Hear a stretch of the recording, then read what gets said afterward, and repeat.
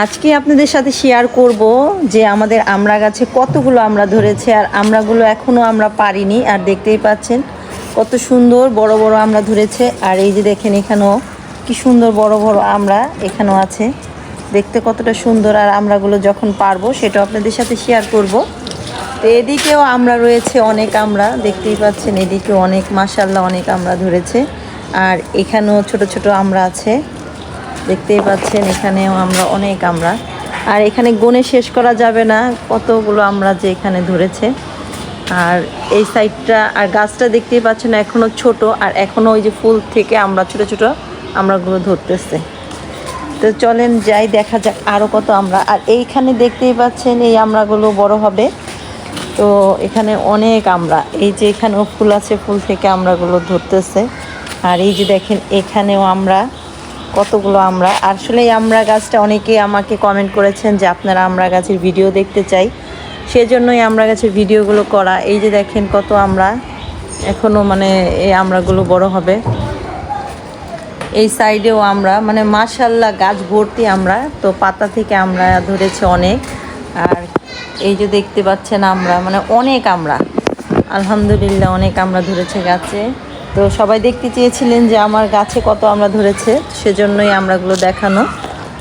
তো সবাই মাশাআল্লাহ বলে দেবেন গাছটা যত সুন্দর আমরা ধরেছে। আর এটা 12 মাসে আমরা, এটা সবসময় আমরাগুলো ধরে, আর খেতেও অনেক মজা। এখন আদিবা সন্ধ্যা নাস্তা করতেছে। আর আজকে কি করেছি, আজকে পাস্তার সাথে সসেস।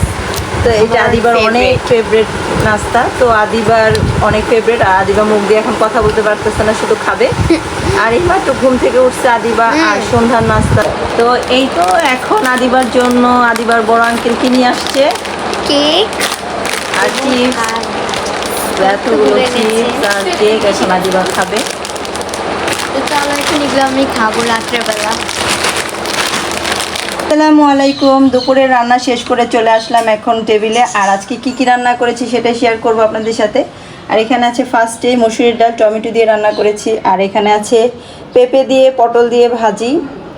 আর এখানে আছে শাপলা, আর শাপলাটা আমি চিংড়ি মাছ দিয়ে রান্না করেছি, দেখতেই পাচ্ছেন। আর সাথে আছে এখানে ইলিশ মাছের ছোট ছোট ইলিশ, যে সেই ইলিশ দিয়ে রান্না করেছি আলু টমেটো দিয়ে হালকা মাখা মাখা, দেখতেই পাচ্ছেন। আর উপরে দিয়ে দিয়েছি ধনিয়া পাতা।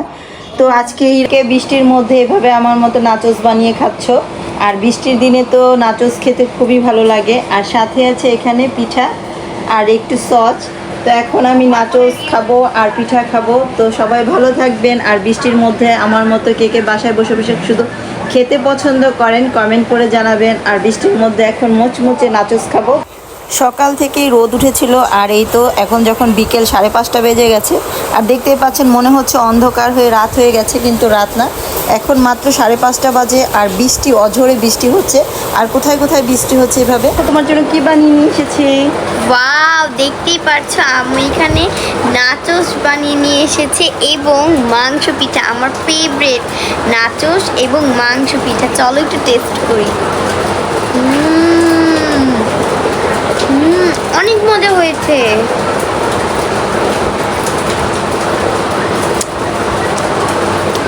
Bye bye.